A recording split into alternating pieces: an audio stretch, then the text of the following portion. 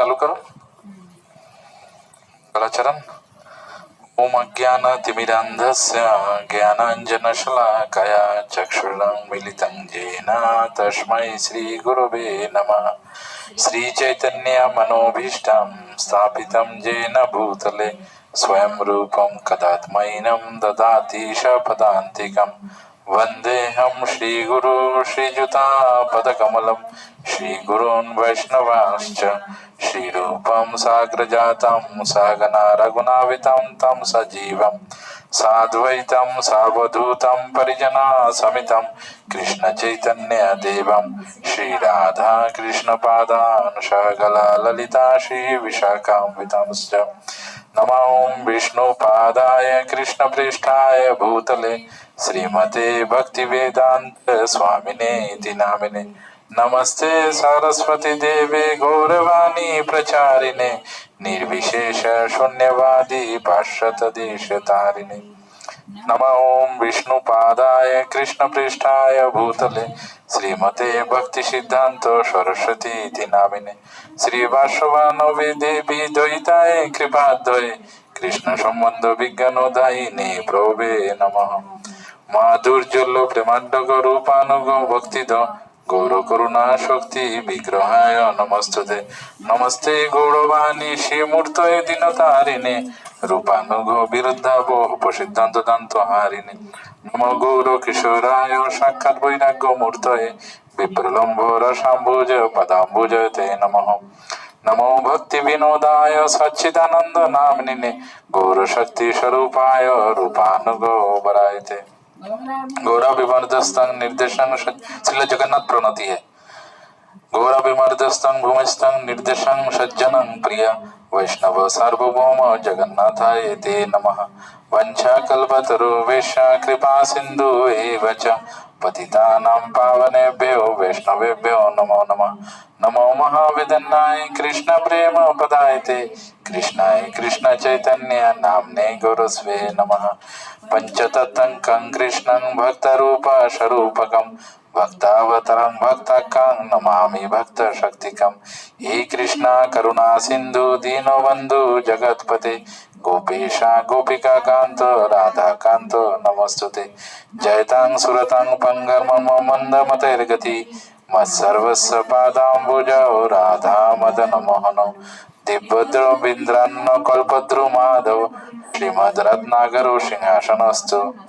श्रीमद् राधा शील Govind Dev पृष्ठालभो सिमन्नं शोरानि।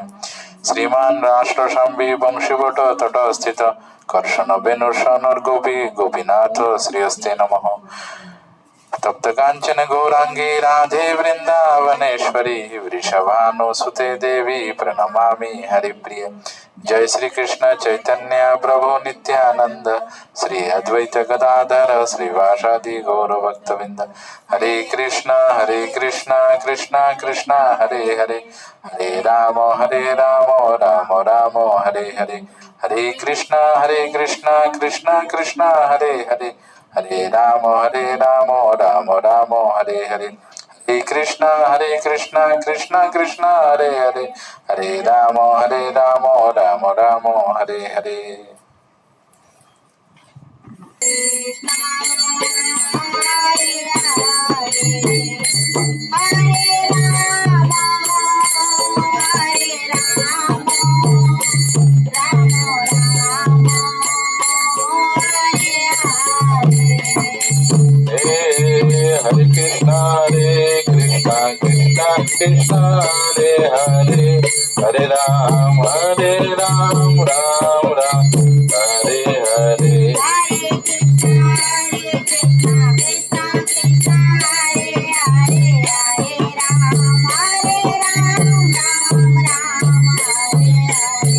Krishna Krishna Krishna Hare Hare Hare Ram Ram Hare Hare.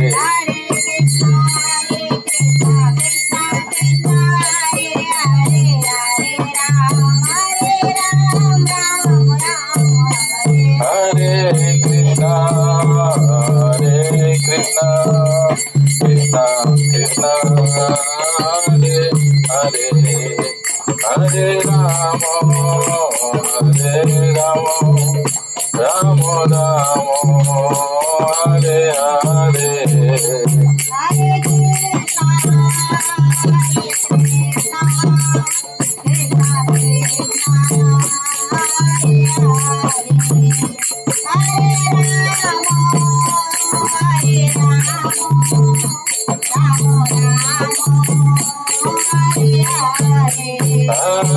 Hare Krishna, Hare Krishna, Krishna Krishna, Hare Hare, Hare Ramo,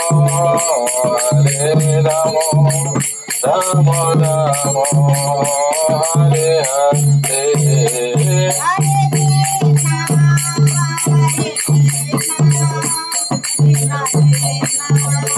Hare Hare, Hare Ramo, Ramo Ramo, Hare Hare. Jayo Radha Govinda, Radha Govinda Shri Radhe.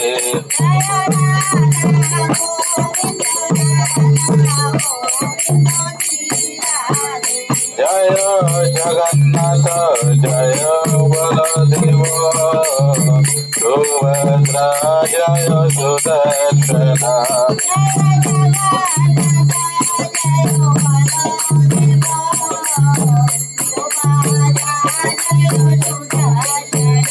Jaya Gauranitai, Jaya Gauranitai, Patito Pavana Gauranitai.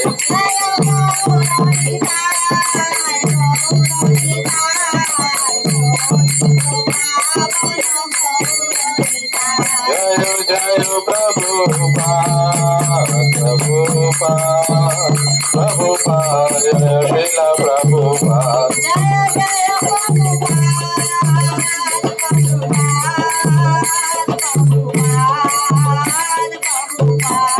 Jai Guru Hari Bol, Hari Bol, Hari Bol, Jai Guru Hari Bol, Hari Bol.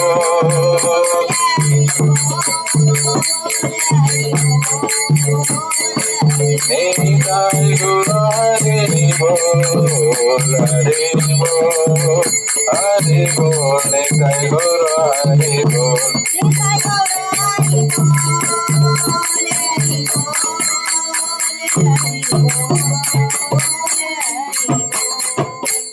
हरिनाम संकीर्तन यज्ञ की, समवेत भक्तविंद की, निताई गौर प्रेमानंदे। नारायणं नमस्कृत्यं, बोलिए, नारायणं नमस्कृतं नरों चैव नरोत्तमं, देवीं सरस्वती व्यासं ततो जयामुदीरये। नष्टप्रायेषु अभद्रेषु नित्यं भागवतं सेवया भगवतीरुत्तमा श्लोके भक्तिर्भवते नैष्टके। ओम नमो भगवते वासुदेवाय, ओम नमो भगवते वासुदेवाय, ओम नमो भगवते वासुदेवाय, ओम नमो भगवते वासुदेवाय, ओम नमो भगवते वासुदेवाय। ओम नमो भगवते वासुदेवाय।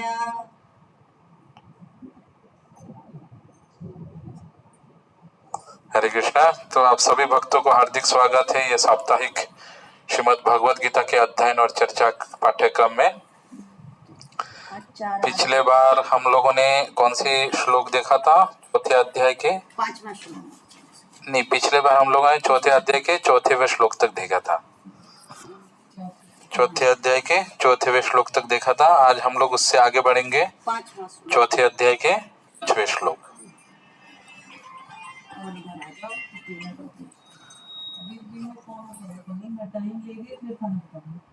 श्री भगवान उवाच श्री भगवान उवाच बहूनि मे व्यतीतानि वेदानि जन्मनि तव चार्जुन जन्मनि तव चार्जुन तान्यहं वेद सर्वाणि तानहं वेद सर्वाणि ना त्वं वेत्थ परन्तप। नातं वेत्तोत्तरं पता। आप लोग पढ़िए कोई। इसका अर्थ क्या है? नहीं, श्लोक ही पढ़िए पहले। बहुनी में व्यतीतानि बहुन जन्मानि। एक आप दोहराइए, उसके बाद मैं मतलब जैसे मैंने पढ़ा आप लोग दोहराइए, वैसे आप पढ़ेंगे उसके बाद मैं दोहराऊंगा, ठीक है? पढ़िए। बहुनी में व्यतीतानि बहुनी में व्यतीतानि जन्मानि तव चार्जुन जन्मानि तव चार्जुन तान्यहं वेद सर्वाणि तान्यहं वेद सर्वाणि न त्वं वेत्त परन्तप। ना त्वं वेत्थ परन्तप। मन से पढ़ो। पढ़ पाऊंगी क्या? कोशिश करो। आपको ये जो प्रैक्टिस एक साथ में कई काम हो गए। बहुना क्या છે? बहुनानी में वेदानि व्यतीत बहुनी में व्यतीतानि बहुनानी में व्यतीतानि जन्मनि तव च अर्जुना जन्मानि तव चार्जुन तानि अहं सर्वाणि तान्यहं वेद सर्वाणि तमं वेद परम तप ना त्वं वेत्थ परन्तप। नातं वेद परम नीलम आंटी। इसी एक वजह तो जगह मेरे को वापस पढ़ना पड़ा ना शुरू में। नीचे वाला पढ़िए आंटी ने। पढ़िए। बहुनी में व्यतीतानि बहुनी में व्यतीतानि जन्मानि तव जन्मानि तव चार्जुन चार्जुन तान्यहं वेद सर्वाणि तान्यहं वेद सर्वाणि न त्वं वेत्त परन्तप। वेत्त परन्तप। ना त्वं वेत्थ परन्तप। अनुवाद श्रील प्रभुपाद द्वारा। हमारे मेरे साथ दोहराइए। श्री भगवान ने कहा, श्री भगवान ने कहा तुम्हारे तथा तुम्हारे तथा मेरे मेरे अनेक अनेक जन्म हो चुके हैं। अनेक अनेक जन्म हो चुके हैं। मुझे उन सब का स्मरण है, मुझे उन सब का स्मरण है, किंतु हे परंतपा तुम्हें परंतपा तुम्हें उनका स्मरण नहीं रह घर सकता। पे आ जाइए, घर पे आ जाइए, स्मरण नहीं रह सकता। ये अनुवाद पढ़िए। घर पे आ श्री जाइए। भगवान ने कहा, श्री भगवान ने कहा, तुम्हारे तथा मेरे अनेकानेक जन्म हो चुके हैं। तुम्हारे तथा मेरे अनेक अनेक जन्म हो चुके हैं। मुझे तो उन सबका स्मरण है, मुझे तो उन सब का स्मरण है, किंतु हे परंतप किंतु हे परंतपा तुम्हें उनका स्मरण नहीं रह सकता। किंतु तुम्हें उनका स्मरण नहीं रह सकता। तो यहाँ पे भगवान एक तो है पहले ये प्रश्न, ये आंसर भगवान ने क्यों दिया, उसके पहले अर्जुन ने क्या बोला था उसको वो जानना चाहिए, तभी जाके ये प्रश्न आया। अर्जुन ने बोला, मैं अनुवादित दोहराता हूँ। अर्जुन ने कहा, सूर्यदेव विवस्वान आपसे पहले हो चुके हैं, ज्येष्ठ है, फिर मैं कैसे समझूं प्रारंभ में आपने उन्हें इस विद्या का उपदेश दिया है। ये मतलब अर्जुन ने ये प्रश्न पूछा था, इसीलिए इसके उत्तर में भगवान ने बोला है कि इसके पहले तुम्हारे तथा मेरे अनेक अनेक जन्म हो चुके हैं और मुझे तो इन सब का स्मरण है, किंतु हे परंतपा तुम्हें उनका स्मरण नहीं है। तो हम लोग अगर देखें तो यहाँ पे भगवान अपने जन्म मतलब भगवान के बहुत सारे अवतार हुए थे उसके बारे में बता चुके हैं, और तुम्हारे मतलब अर्जुन के भी बहुत सारे जन्म हो चुके हैं इसके बारे में बता रहे हैं। तो भगवान और हमारे अंदर में कुछ समानताएं हैं। आप लोग बता सकते हैं क्या समानताएं हो सकते हैं? बहुत बार जन्म हो चुका, भगवान भी जन्म लेते हैं, हम लोग भी। भगवान भी जन्म लिए, हम भी जन्म लिए, और भगवान लीला करने के लिए जन्म लेते हैं, हम तो मतलब के लिए जन्म। नहीं, समानता पूछ रहे हैं। समानता। समानता, भगवान भी प्रसाद खाते हैं, हम भी खाते हैं। भगवान जो खाते हैं वो भोग खाते हैं, हम प्रसाद खाते हैं, तो समानता नहीं है, अंतर हो गया।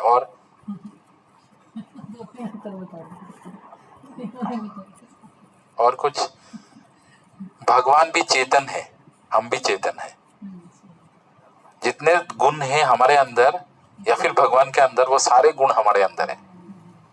जितने भी 64 गुण बोला जाता है कृष्ण में, राम जी में 60 गुण ऐसे करके बताया जाता है। तो ऐसे जितने भी गुण हैं वो सब हम में है, लेकिन अंतर है कि हम लघु हैं, भगवान वहु है। जैसे एक समुंदर से हम लोग एक चम्मच से पानी निकालते हैं, तो समुंदर में जितने भी पानी है उसमें नमकीन होता है, समुंदर का पानी है बहुत नमकीन है। हम चम्मच से जितना पानी निकाले उस पानी में भी नमकीन है, लेकिन अंतर क्या है, समुंदर इतना सारा, हमारे थोड़ा सा एक चम्मच। जैसे हम लोग सोने के खदान है, सोने के खदान से हम लोग सोने निकालते हैं, सोने के खदान में कितना सोना है और हमारे पास इतना सोना है। तो भगवान यहाँ पे पहले बता रहे तुम्हारे पहले जन्म हो चुका है और मेरे भी जन्म हो चुका है। पहले समानता बता रहे, उसके बाद अंतर बताएंगे। तो भगवान जो है, तुम भी चेतन हो, तुम भी समझते हो कि तुम आधे घंटा पहले 1 घंटा पहले किया हो, और भगवान जन्म जन्मांतर तक जानते हैं, खुद का भी नहीं दूसरे का भी। तो इसीलिए चेतना में बोल रहे हैं। अंतर क्या है, वही अंतर है। अंतर बताइए कुछ, क्या हो सकता है अंतर? याद नहीं रहता है भगवान को। हाँ, एक है भगवान जन्म जन्मांतर का याद रहता है, हम बस आधे घंटे का। 1 हफ्ता पहले भी ये सारे, अभी हो गया 6:16, 1 हफ्ता पहले 6:16 बजे हम लोग क्या कर रहे थे? 1 घंटे पहले का बोल 1 घंटे का नहीं बोल हम मर सकते। जाते हैं, भगवान नहीं मरते। दूसरा अंतर क्या है? हम मर जाते हैं, भगवान जाते हैं, भगवान नहीं मरते। हाँ मतलब ठीक है, मतलब हम लोग भी मरने के बाद भगवत धाम जाते हैं और भगवान स्वयं भगवत धाम जाते हैं। दूसरा अंतर क्या है? हमारा लीला अनित्य है, भगवान का लीला नित्य है। नहीं, और कुछ? हम लोग सब गुणों के अंदर आते हैं, सत्व रजो तमो। कोई सत्व गुण में आता है, कोई रजोगुण में आता है, कोई तमोगुण में आता है। कोई सत्व रजो के आता है, रजो तमो के अंदर आता है। जो बहुत सोना पसंद करता है, आलसी है, लेजी, वो तमोगुण में है। जो बहुत भागदौड़ वाले जीवन में रहता है वो रजोगुण में। जो बहुत शांत स्वभाव का धीर स्थिर रहता है वो सत्व गुण में है। कभी मिक्सचर भी देखा जाता है। तो ये सारे गुण के हिसाब से हम लोग अपने काम करते हैं, लेकिन भगवान ये तीनों गुणों के ऊपर है। तो भगवान से ये जो गुण है ये भौतिक गुण है, तो भगवान से ही गुण आते हैं, लेकिन गुण भगवान के ऊपर हावी नहीं होता है। तीसरा क्या है, हम किसी को कोशिश कर सकते हैं किसी को प्रभाव डाल के कोई काम कराने में, या फिर हम लोग अपने ही कुछ किसी को बोल सकते हैं, लेकिन वो श्योर नहीं है कि वो व्यक्ति काम करेगा। लेकिन भगवान के प्रभाव में पूरा जगत है। भगवान स्वयं भी आते हैं अवतार लेके, या फिर भगवान कुछ व्यक्तियों को, व्यक्ति विशेष को वो क्षमता देते हैं ताकि वो आगे चल के वो महान काम करें। जैसे शिला प्रभुपाद जी हो गए, वो अपने जीवन काल में 108 मंदिर बनाए, 5000 शिष्यों को दीक्षा दिए, अंग्रेजों को, वो हिप्पीज को उन्होंने हैप्पी बनाया, वैष्णव बनाए, ब्राह्मण बनाए। आइए, वैष्णव ब्राह्मण बनाए। तो ऐसे बहुत सारे आपको चेयर चाहिए तो पीछे से चेयर ले लीजिए, पीछे चेयर है, चाहिए तो पीछे से चेयर ले लीजिए, टाइम लगेगा। चेयर लग उधर से चेयर। हाँ, तो मैं क्या बोल रहा था, हाँ, तो भगवान जो है वो हम बहु है और हम अनु है। तो ये हमारा अंतर है उनके साथ। तो ये यहाँ पे भगवान बता रहे हैं कि इसके पहले तुमने बहुत सारे जन्म ले चुके हैं, और लेकिन मेरा ये जन्म जो है, और लेकिन तुम्हें ये सब याद नहीं है, मुझे याद है। अभी प्रश्न ये आता है कि भगवान ऐसा क्यों बोले कि जन्म को याद नहीं है? मतलब जन्म याद नहीं है उससे क्या फायदा है या नुकसान है? आपको क्या लगता है?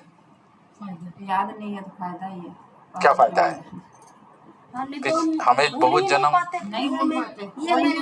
ये मेरा भाभी है, वो मेरा आंटी है। आप बताइए। नहीं, सबको चांस मिलना चाहिए, सिर्फ तुम बोलोगे तो कैसे चलेगा? ना पिछले जन्म को, तो इस जन्म में हम इतना उलझे हुए, तो पिछले को याद होते तो पता नहीं क्या होता, जीना तो ये बहुत ही सही है। हम लोग अगर इस जन्म में कितने सारे संपर्क से उलझे हुए हैं, पिछले जन्म का भी संपर्क आ जाए तो हम कैसे ये करेंगे? तो ऐसे हुआ है, बहुत सारे लोग ऐसे जो जिनको जाति स्मरण करते हैं, जो पिछले जन्म का याद रखते हैं, बहुत सारे समस्या में पड़ गए। मैं किसको माँ बोलूँ? बच्चा छोटा है, वो अपने 20 साल बड़ा औरत को बीवी बोल रही है। हाँ, बहुत अभी आया ना। हाँ, तो ये ऐसे समस्याएं होती रहती है। इसलिए भगवान दयापूर्वक, मेरा बेटा छोटा था ना, जब बोलना ही सीखा था, ये दयापूर्वक हम लोगों को, पीछे का याद था, वो कुछ टाइम उसने वो स्टोरी सुनाई, आइए हम होते थे, बाद में अपने आप आइए आइए, आंटी आ जाइए। आपने उसको आइए। ग्रुप में डाल दिया था नंबर, ऐसा याद करके किसको उस ग्रुप में डाल दिया था। आइए, हाँ, भगवत गीता होगा तो दे देना। आइए, मैं पीछे चला तो आप लोग सामने आ जाइए। आ जाओ, अब तो आ जाओ। थोड़ा सामने आ जाइए रिंकी बाबू। आपको चेयर चाहिए? चेयर दे दो एक। कोई बात नहीं, हम दे देंगे।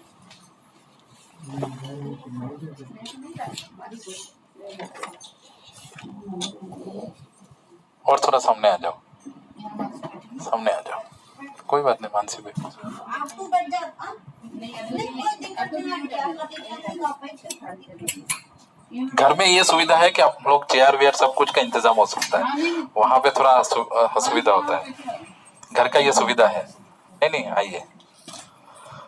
ओके, तो हम लोग एक्चुअली भगवत गीता पे अध्ययन पे चल रहे थे। आप पहले भी आए हैं क्या?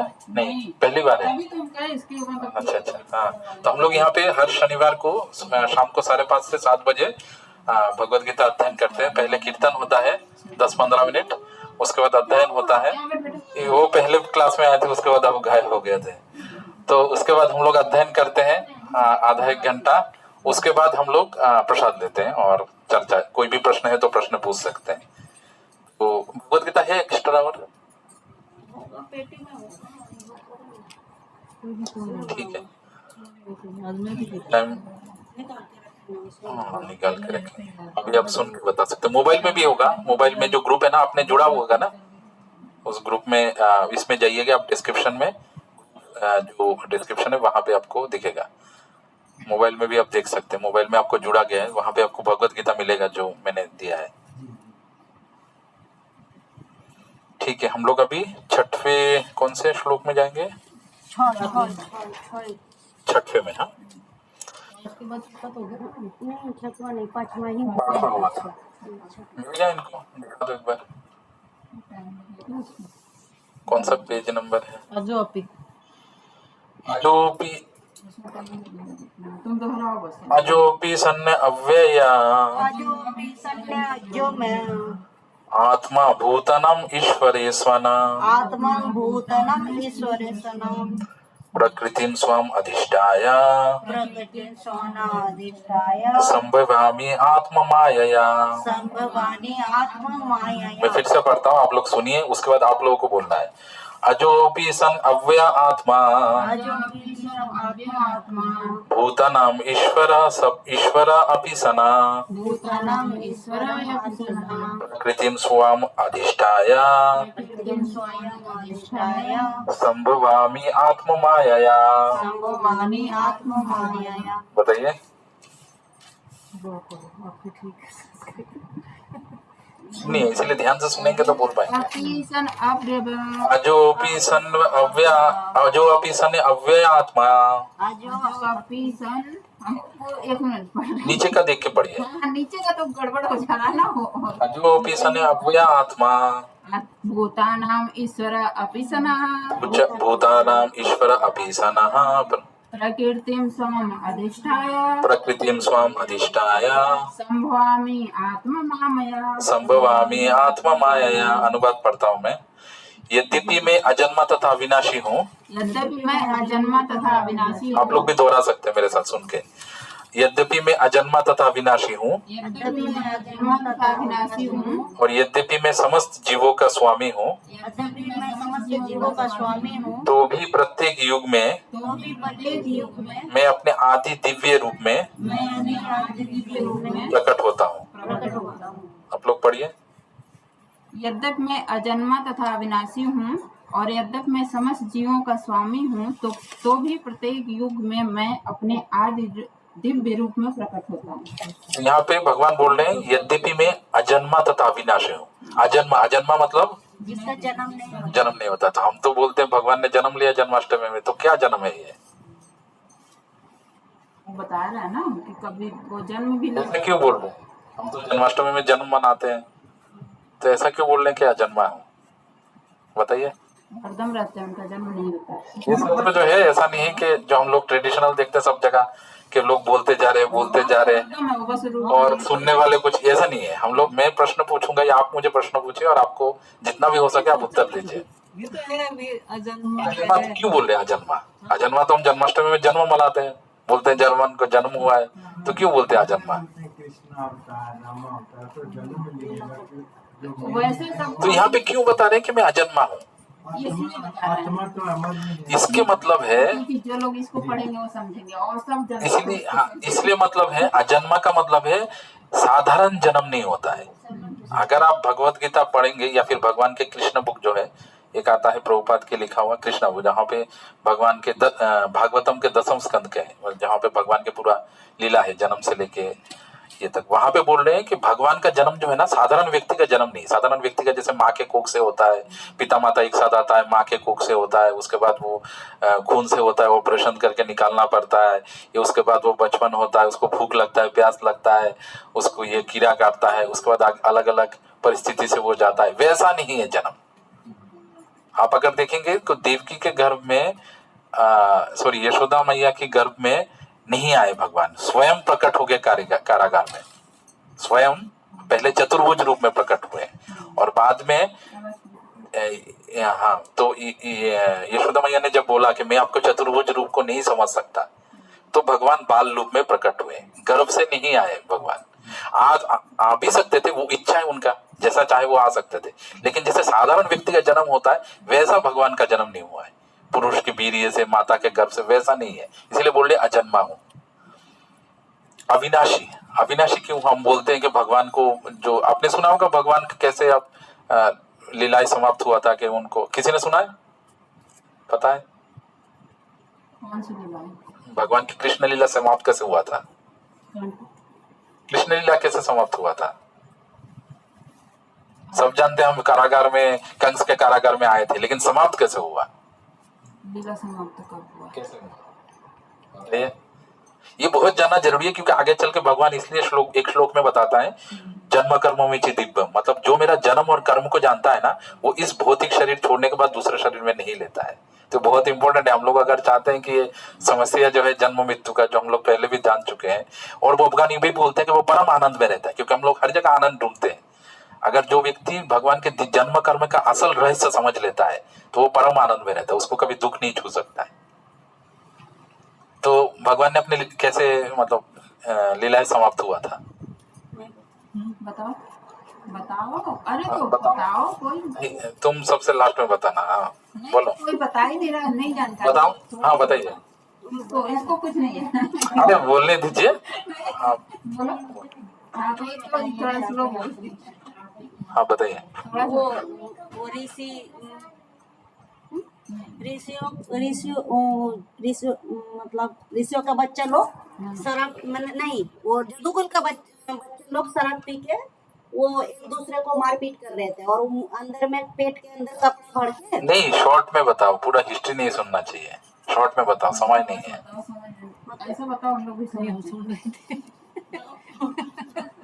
वही आप बता दीजिए। नहीं, तुमने जो बताया वो यादव का वंश कैसे समाप्त हुआ, भगवान का लीला के बारे में नहीं बताया। वहां पे तो भगवान, वो लोग खुद, स्टोरी आएगा भागवतम में आगे, कि वो लोग कैसे अपने आप को समाप्त किया, क्योंकि वो लोग भगवान के वंश थे, इनको मारने वाला कौन है, कोई पैदा नहीं हुआ, इसलिए भगवान ने ऐसे लीला, क्योंकि वो लोग यहाँ पे रहते हैं, तो और कोई आगे चल के भगवान को भी आगे आगे लीला करना था, द्वापर युग समाप्त होना था, कलयुग आना था, धर्म का नाश होना था, तो ये सब होगा नहीं, क्योंकि ये लोग ही सब कुछ आगे चलाएंगे, तो इनको भी जाना था, इसलिए ऐसा लीला किया कि वो लोग खुद ही अपने आप को समाप्त कर दिए। लेकिन वो नहीं है, तो मैं बताता हूँ शॉर्ट फॉर्म में। भगवान जब सब कुछ यादव कुल समाप्त हो गया, द्वारका समुद्र के नीचे चला गया, तो भगवान एक पेड़ के नीचे बैठे हुए थे, और जरा नाम का एक जो व्याध है उसने तीर चलाया, वो तीर चल के भगवान के अंगूठे में लगा, और वहां से भगवान ने, जरा बाद में आया, उसको लगा कि एक मृग को उसने तीर छोड़ा, क्योंकि भगवान का शरीर मृग जैसा है, मतलब मृग जैसा मतलब उनके कलर जैसा, घोर श्याम वर्ण, मेघ वर्ण, मतलब अभी जैसे मेघ देख रहे हैं ना, मेघ का थोड़ा सा पूरा काला नहीं है और पूरा सफेद भी नहीं है, थोड़ा सा काला थोड़ा सफेद, वैसा है भगवान का कलर। अब थोड़ा बहुत समझ सकते हैं, लेकिन और डीप में मतलब श्याम मेघ वर्ण बोलते हैं, मतलब थोड़ा सा ब्लू और थोड़ा सा डार्क ऐसा। तो उनको लगा कि हिरन ऐसा है, तो हिरन का भी कुछ ऐसे ही रहता है, तो बाद में भगवान ने आशीर्वाद दिया और भगवत धाम चले गए। तो यहाँ पे बोल रहे हैं कि मैं अविनाशी हूँ, तो यहाँ पे तो भगवान चलेगा, अविनाशी क्यों हूँ? आइए, कोई आ रहा है? नहीं, हवा। अविनाशी का मतलब है कि भगवान, हमारे जैसे शरीर दफनाए नहीं जाते या जलाए नहीं जाता, या भौतिक शरीर से हम मृत नहीं होते, हमारे अंदर क्या बोलते, बहुत सारी बीमारी नहीं होती, हमें दांत नहीं गिर जाते, बाल सफेद नहीं होते। भगवान या भगवान के अवतारों को अगर कोई बोल रहा है कि मैं भगवान का अवतार हूँ, क्योंकि ढोंगी बाबा बहुत सारे हैं, बहुत सारे हेड हो। आइए क्यों नहीं ये देखो किसी, अच्छा नहीं, ओके। तो भगवान के ढोंगी बाबा बहुत सारे लोग, कोई बात नहीं, भगवान के ढोंगी बाबा बहुत है। बहुत सारे लोग बोलते हैं कि मैं ईश्वर हूँ, तो उनको पूछिए क्या आपका वृद्ध हुए हो, क्या आपको बीमारी आया है, क्या आपको कोई परेशानी है, तो फिर वो कैसे भगवान है? क्योंकि भगवान जब कुरुक्षेत्र के युद्ध में आए थे ना, तब वहां पे भी भगवान मतलब 18 साल के युवक जैसे थे। उनके 432 पुत्र थे, संतान थे, नाती पोती ये सब थे, लेकिन भगवान भी तभी आजानुलंबित शरीर, मतलब उनका शरीर एकदम पूरा युद्ध, 18 साल के युद्ध जैसा। तो ऐसा उनका, तो उनका कभी भी भगवान चैतन्य महाप्रभु बोलिए या फिर उनके परशुराम जी बोलिए, राम जी बोलिए, काल का भी उनके ऊपर समय नहीं आता है। परशुराम भी कितने साल तक वैसे है। काल कभी इनके ऊपर समय नहीं आता, ये भागवत में क्लियरली दिया हुआ है। इसलिए कोई भी ढोंगी बोले कि मैं ईश्वर हूँ, मैं राम हूँ, मैं कृष्ण हूँ, तो वो सब फालतू की बात है। खैर, तो वो प्रत्येक युग में बोले आदि दिव्य रूप में प्रकट होता हूँ। तो या फिर भगवान बोल रहे हैं कि दिव्य रूप में प्रकट होता हूँ। दिव्य रूप कौन सा है? भगवान बोल रहे मेरा जो ओरिजिनल फॉर्म है, मेरा जो ओरिजिनल रूप है, मैं जो ये जो चतुर्भुज नहीं हूँ, चतुर्भुज दिव्य रूप नहीं है। भगवान का ओरिजिनल रूप है ये सच्चिदानंद, ये जो त्रिभंग मुरारी फॉर्म में जो आप लोग मंदिर में देखते हो भगवान को, वो दिव्य रूप है, ओरिजिनल फॉर्म है। जैसे मैं उदाहरण से समझाता हूँ, कोई भी नायक, कोई भी एक्टर होता है, वो एक्टर होता है, जैसे आप मान लीजिए शाहरुख खान या कोई भी, वो अलग अलग सिनेमा में अलग अलग किरदार निभाता है। कहीं वो बिजनेसमैन है, कभी डॉक्टर है, कभी आर्मी है, कोई पॉलिटिशियन है, लेकिन असलियत में वो एक एक्टर है। जो आप घर में उसके देखेंगे आसपास में, तो वो वैसा है। लेकिन कहीं वो मेकअप करके कुछ लगा के आता है, कुछ करके आता है दिखाने के लिए, लेकिन उसका ओरिजिनल फॉर्म कैसा है? ओरिजिनल फॉर्म कैसा है? वैसा जैसा वो दिखता है उसके घर के बाहर। वैसे भगवान का जो रूप है वो सच्चिदानंद बुग्ध है, त्रिभंग मुरारी फॉर्म में, ऐसे बैंड किया हुआ और हाथ में मुरली लेके, तो वो उनका त्रिभुवन, वो बोलते हैं मैं ऐसा आदि दिव्य रूप में, प्रत्येक युग में आदि दिव्य रूप में मैं प्रकट होता हूँ। तो ये भगवान का दिव्य रूप है। देखो कोई प्रश्न इसमें? ओके, उसके अगले वाले श्लोक में जाते हैं। कोई आया खोले ये बहुत ही इंपॉर्टेंट एंड पॉपुलर श्लोक है, जो भी आया।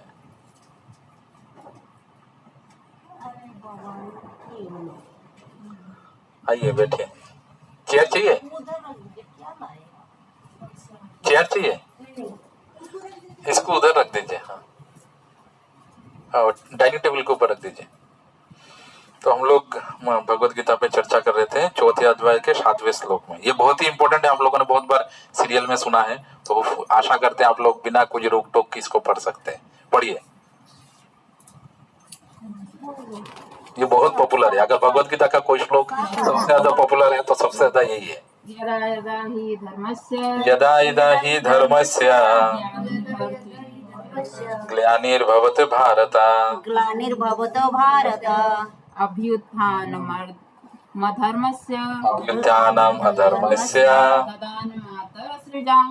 तदात्मानं सृजाम्यहं।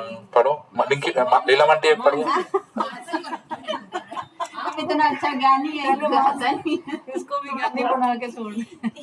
यदा यदा हि धर्मस्य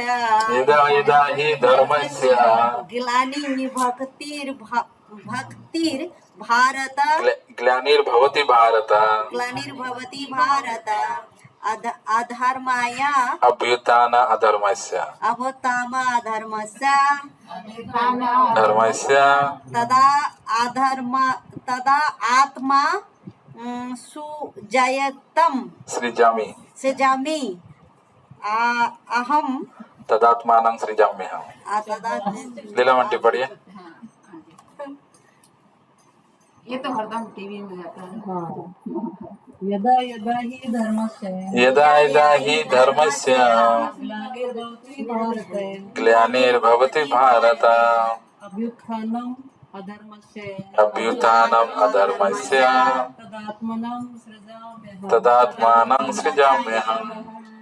अनुवाद श्रील प्रभुपाद द्वारा। हे भरतवंशी, जब भी और जहाँ भी धर्म का पतन होता है और अधर्म की प्रधानता होने लगती है,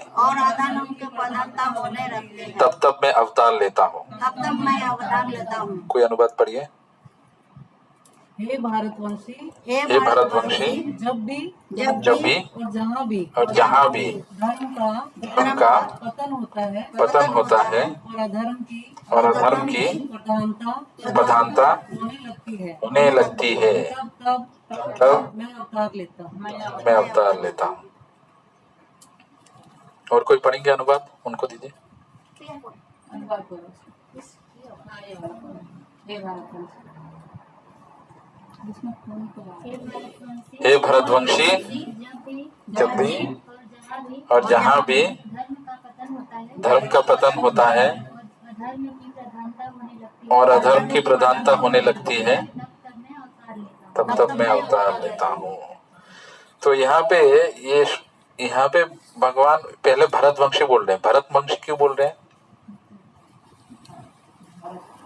क्यों बोल रहे हैं भरतवंशी? भरत की भी वंश है ना। भरतवंश मतलब थोड़ा बताएंगे?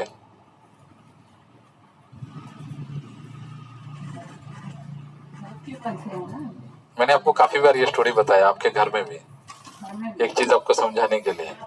घंटे पहले के याद सही नहीं याद। नहीं, हम लोग प्रायोरिटी को अलग अलग, जैसे मान लीजिए मैं आपको, जैसे मैं मानसी को पूछूं कि तुमने जो उस दिन इतने लोगों को खिलाया था, क्या क्या आइटम खिलाया था, तो वो हो सकता है 1 महीने का चीज वो बता देगी हर एक जीवन। जैसे मैं जुगल किशोर जी को पूछूं कि आपने 1 हफ्ता पहले जो एक व्यक्ति को अपने एयरपोर्ट लेके गए थे, वो कहाँ से उठाए थे और कहाँ लेके गए थे, वो पूरा बता देंगे। उनको पता है, उनको 1 साल आपको मैं बताऊंगा, आपको सुनिए, जब से थायराइड हुए तो ये प्रॉब्लम है, पहले मुझे सारा याद रहता है। अभी मैं आपको पूछूंगा कि आपको जो बिल्ली है उसका नाम क्या है, तो आप सारे बिल्ली का नाम बता देंगे। तो ये हमारा प्रायोरिटी है कि हम कौन सी चीजों को प्रधानता देना चाहते हैं, वैसे हम याद रखते हैं। बीमारी जो है वो ग्रास करती है, लेकिन वो बहुत ज्यादा उम्र में। शुरू में हमारा दिमाग जो है भगवान ने बनाया हमारे शारीरिक अंग के साथ, वो वैसा बनाया कि आप जैसा अपने जीवन को प्रायोरिटी देते हैं, जिस चीज को आप, उसी हिसाब से वो आपको ब्रेन वैसा बनने लगता है, उसी चीज को याद करता है। और आपके शरीर का गठन, आपके मनस्तत्व, आपको देखने सुनने का, बोलने का तरीका भी वैसा बन जाता है जिसको आप ज्यादा जीवन में प्राधान्यता देते हो। आप देखेंगे 2 व्यक्ति अगर बहुत समय तक साथ में रहते हैं, अगर पति पत्नी भी हुए या भाई बहन भी हुए, तो वो दोनों एक जैसे देखने लगते हैं, थोड़ा बहुत एक जैसा देखने लगते हैं, क्योंकि वो सामने से आसपास में बहुत ज्यादा बर्ताव हो रहे हैं। तो ये बहुत सारा ये है। खैर, तो मैं ये जो स्टोरी बता रहा था भरतवंशी, कुछ बताओ, चल रहा है, आवाज म्यूट कर लीजिए। अच्छा, हाँ, इसको करा आवाज कम। तो भरतवंशी का मतलब है कि भरत महाराज एक आते थे, जो भी भगवान मतलब अर्जुन जिस वंश में था, अर्जुन जिस वंश में था वहां पे भरत महाराज आए थे। भरत महाराज जो कि दुष्यंत के संतान थे, और वो मेनका के संतान थे, और वो विश्वामित्र मुनि के आश्रम में पले बड़े थे। सॉरी, उर्वशी का, मेनका का संतान था, सॉरी शकुंतला का संतान था, और मेनका के ये थे क्या बोलते हैं, नाती या पोता जो भी बोलते हैं, और वो विश्वामित्र के पोता भी थे।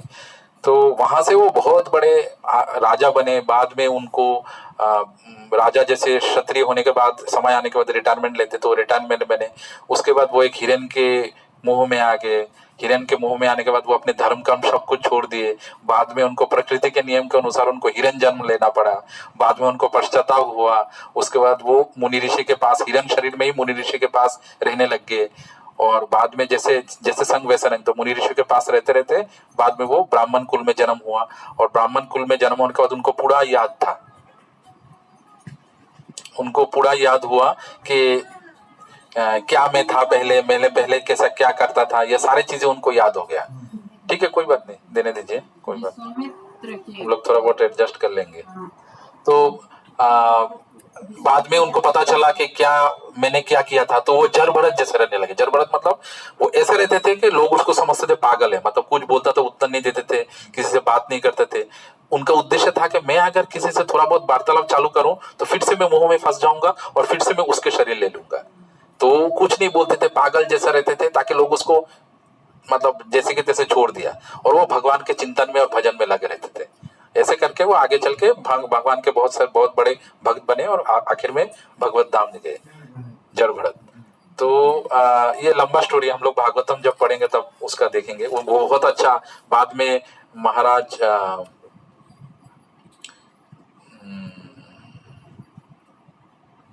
राहुगन, हाँ, महाराज राहुगन नाम के एक राजा आते हैं, उनके साथ उनका वार्तालाप होता है। महाराज राहुगन पालकी को क्या बोलते हैं हिंदी में? पालकी बोलते हैं ना, जो लेके जाते हैं, टोली।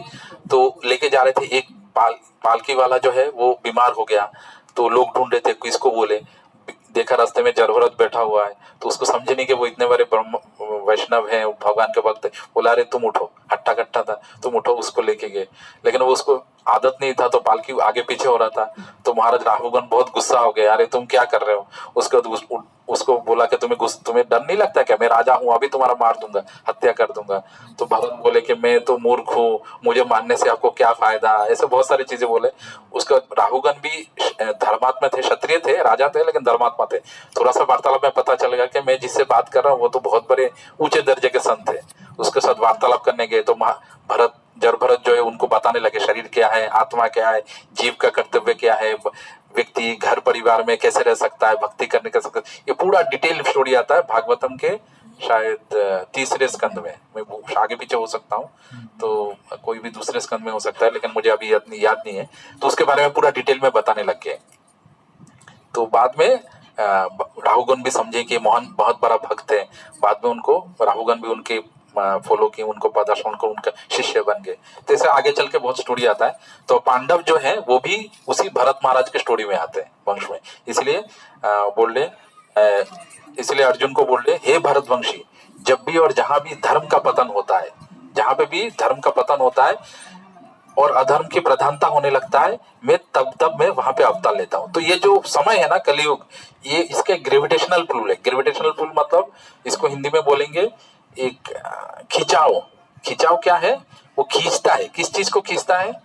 धर्म के 4 स्तंभ होते हैं। कोई बता सकता है धर्म के 4 स्तंभ क्या है? मतलब ये 4 चीजें ही दर्शाता है कि ये धार्मिक है, या फिर यहाँ पे धर्म का पालन हो रहा है। कोई बता सकता है? याद आ रहा है कुछ लेकिन याद लीला मंटी मोबाइल में मैं लगा रही हूँ ये कलयुग में कहते हैं लोग ना क्या? 3 कमरे। ये कॉल भी है इसमें। अच्छा ठीक है, खोलते सुनिए, बाद में होता रहेगा, कोई बात नहीं। बताइए धर्म के 4 स्तंभ क्या है? मतलब ऐसा बोला जाता है कि ये 4 स्तंभ जो है वही दर्शाता है कि धर्म है। कोई बता सकता है? एक हिंट देता हूँ, सत्य रजो नहीं, सत्य। दूसरा है शोच। शोच मतलब शुद्धता। सच्ची तीसरा दया। चौथा दान। और चौथा है तपस्या। तपस्या। सत्य, शोच, दया और तपस्या धर्म के 4 स्तंभ है। तो ये जिनके पास है, कलयुग में ये सारे चीजें धीरे धीरे खत्म होते रहेगा। सत्ययुग में 4 थे, त्रेता युग में सत्य चला गया, शोच चला गया, द्वापर युग में दया चला गया, और कलयुग में बस सत्य बाकी है। थोड़ा बहुत लोग सत्य बोल देते हैं कहीं कहीं पे। तो आखिर में कलयुग के आखिर स्टेज में सत्यवादिता भी चला जाएगा। तो भगवान बोल रहे हैं कि हाँ, तो ये जो धर्म के 4 स्तंभ है, ये कलयुग में धीरे धीरे खींचता दे रहा है। ये चारों को धीरे धीरे खत्म करते जा रहा है। तो जैसे जैसे ये मतलब ये जो 4 चीजें हैं, ये धीरे धीरे समाप्त होते जा रहा है। लोगों में ये सब समाप्त हो जा रहा है। सत्यवादिता भी बहुत कम दिखाई दे रहा है। इसीलिए ये बोला जाता है कि ये जो कलयुग है वो भयंकर प्रभाव है उसका। ये धीरे धीरे लोगों को जैसे जैसे रहता है, धीरे धीरे लोगों का ये जो 4 चीजें, 4 चीजों को समाप्त करते जा रहा है। तो यहाँ पे बोल रहे हैं जब भी ये 4 चीजें समाप्त होता है, मतलब अधर्म के प्रभाव बढ़ रहा है। और तब में भगवान बोल रहे हैं तब मैं आता हूँ, जब भी ये सब 4 चीजें बदलता जा रहा है। आगे पढ़ेंगे हम लोग 8वें श्लोक। परित्राणाय साधूनां विनाशाय च दुष्कृतां धर्म संस्थापनार्थाय संभवामि युगे युगे। कोई एक पढ़िए। ये तो पढ़ देगी मानसी, ये वाला तो पढ़ देगी, बहुत करना सही। और नहीं पढ़ पाए। अरे कोई और को दो, तुम टाइम वेस्ट कर रहे हो।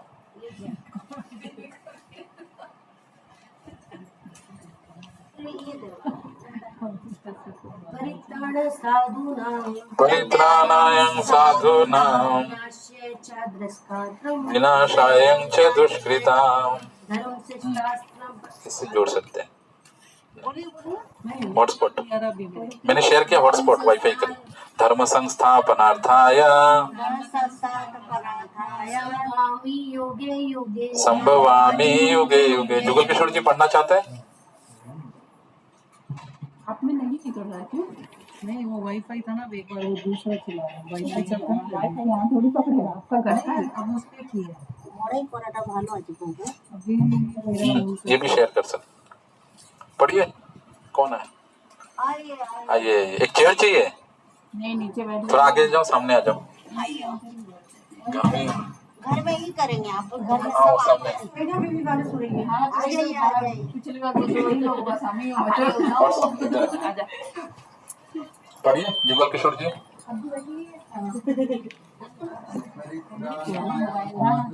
परित्राणाय साधूनां विनाशाय च दुष्कृतां उससे करिए देखिए नहीं हो रहा। धर्म संस्थापनार्थाय संभवामि युगे युगे। अनुवाद श्रील प्रभुपाद द्वारा। भक्तों का उद्धार करने भक्तों का उद्धार करने और दुष्टों का विनाश करने और दुष्टों का विनाश करने तथा धर्म की फिर से स्थापना करने तथा धर्म की स्थापना करने के लिए मैं मैं हर युग में हर युग में प्रकट होता हूँ। हूँ। कोई एक और एक पढ़िए अनुवाद भगवत गीता जिनके पास है, पीछे दे दीजिए। हाँ, आप पढ़िए फिर उनको दे दीजिए। ये जानवी को दे दीजिए। पढ़िए पढ़िए अनुवाद पढ़िए। चल गया मेरा, हो गया? नहीं मेरा चल गया।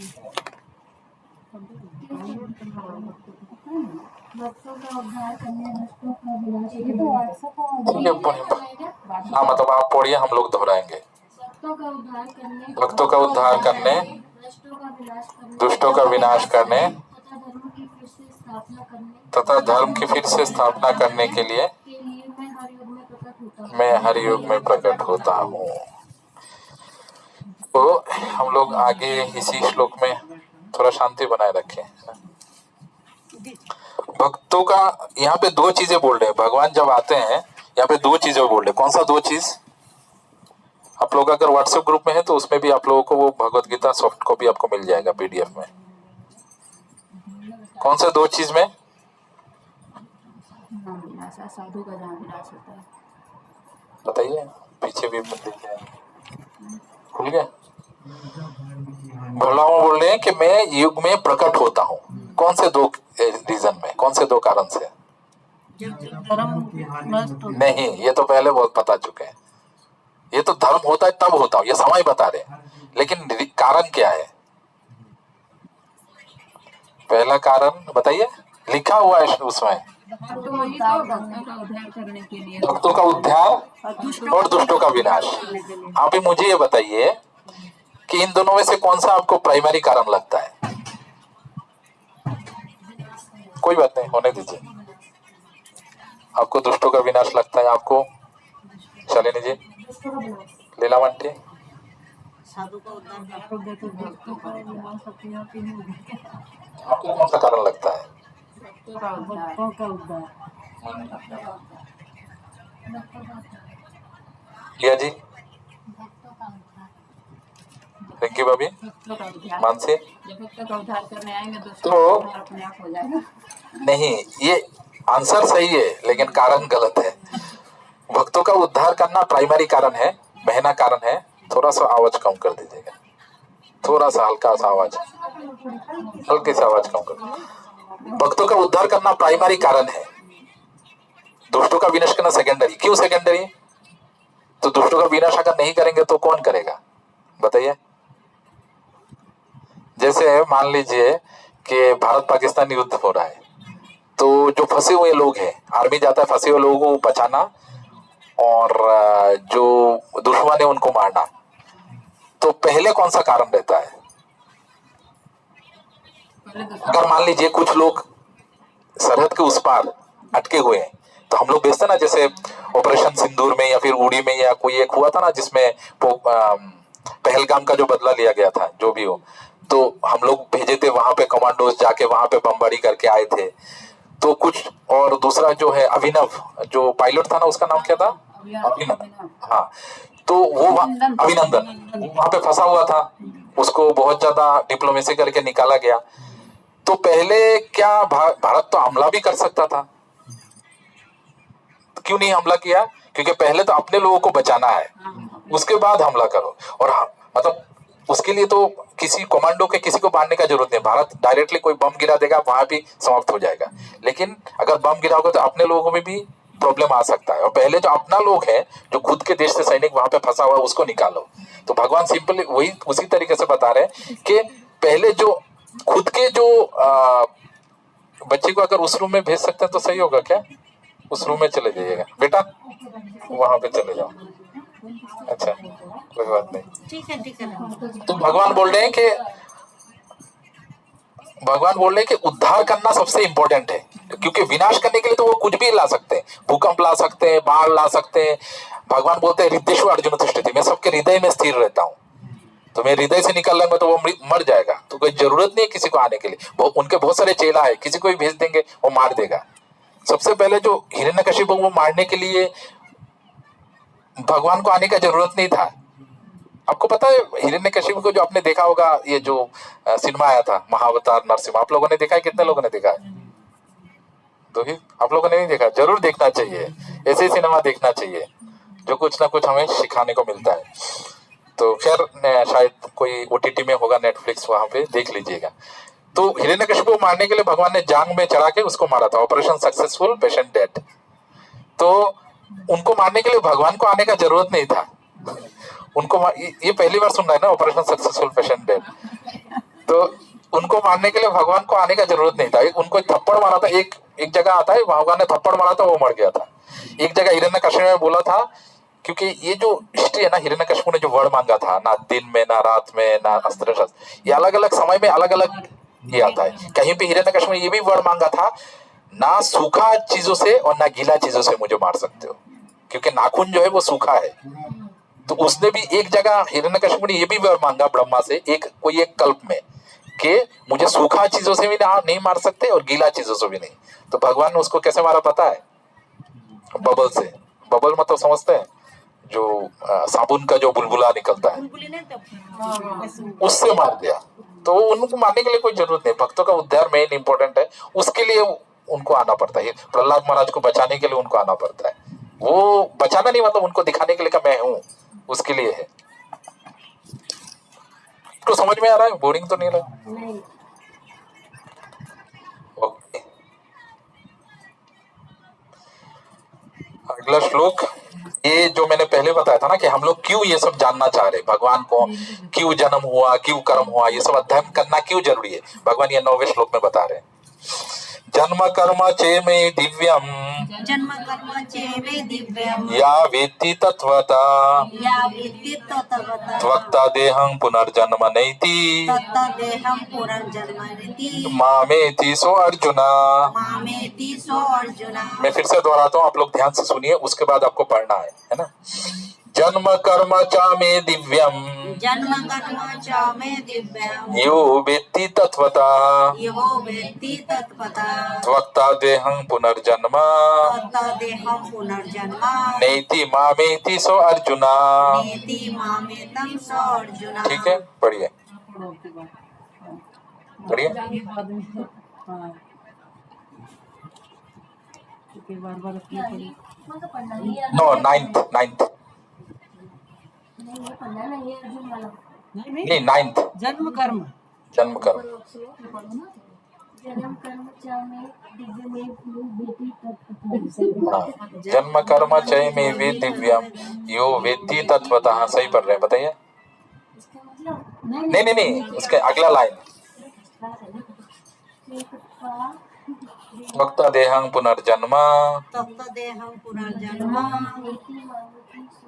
नेति मामेति सो अर्जुना। ये श्लोक है ना, ये सब बोलने से हमारा जीव शुद्धि होता है, उसमें कोई ऐसा नहीं है। भगवान आगे भी बता रहे हैं कि इस कार्यक्रम में कोई ग्लोरियस, मतलब कोई सक्सेसफुल है, कोई बोल पाता है नहीं बोल पाता, इसमें कोई प्रॉब्लम नहीं, सारे लोग सक्सेसफुल है, क्योंकि हम लोग कुछ अच्छे भगवान के श्लोक या भगवान के बोले हुए वचन में हम लोग प्रैक्टिस कर रहे हैं। तो उसमें कोई ऐसा नहीं है कि नहीं हो पा रहा है, हो पा रहा है। जो भी प्रैक्टिस कर रहे हैं, जो भी कोशिश कर रहे हैं, वो सब महान है। तो यहाँ पे अनुवाद श्रील प्रभुपाद द्वारा, हे अर्जुन, जो मेरे आविर्भाव तथा कर्मों की दिव्य प्रकृति को जानता है, वो इस शरीर छोड़ने पर, इस भौतिक संसार में पुनः जन्म नहीं लेता, अपितु मेरे सनातन धाम को प्राप्त होता है। आप लोग पढ़िए, कोई भी आप पढ़िए, शालिनी जी। हे अर्जुन, जो मेरे आविर्भाव कर्मों की दिव्य प्रकृति को जानता है तथा कर्मों की दिव्य प्रकृति को जानता है, इस शरीर को छोड़ने पर इस भौतिक संसार में पुनर्जन्म नहीं लेता, इस भौतिक संसार को छोड़ने पर पुनर्जन्म नहीं लेता, तो मेरे सनातन धाम को अभी तो मेरे सनातन धाम को प्राप्त होता है। यहाँ पे बहुत इंपॉर्टेंट है, हम लोग क्यों भगवत गीता चर्चा करते हैं या फिर भगवान के बारे में जानने का क्यों कोशिश करते हैं। यहाँ पे दो चीजें बताया गया है। क्या क्या चीजें, दो चीजें, कौन सा दो चीजें, देख के बताइए, डायरेक्टली है यहाँ पे लिखा हुआ। शरीर के छोड़ने पर या कौन से दो चीजें के बारे में भगवान बता रहे हैं जो जिससे सनातन धर्म को प्राप्त होता है, पुनर्जन्म नहीं होता है। हिंदी में लिखा हुआ है वहां पे,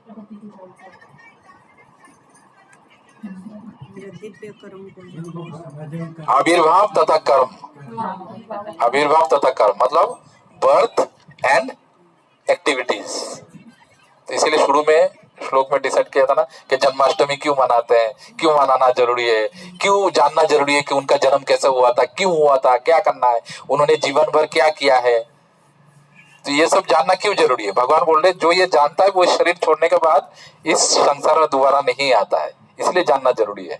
भगवत गीता है भगवान ने जो बोला है उसके बारे में, और श्रीमद् भागवतम में जो भगवान के बारे में जो बोला गया है, जो भक्तों ने भगवान के बारे में जो बोला है उसके बारे में, और भगवत गीता जो भगवान ने बोला है। तो भगवान स्वयं बता रहे हैं कि मैं कैसा हूँ, आगे भी बताएंगे, वो बता रहे हैं मैं कैसा हूँ और मेरा आविर्भाव कैसा हुआ, ये सब चीजें डिटेल में भगवान बता रहे हैं।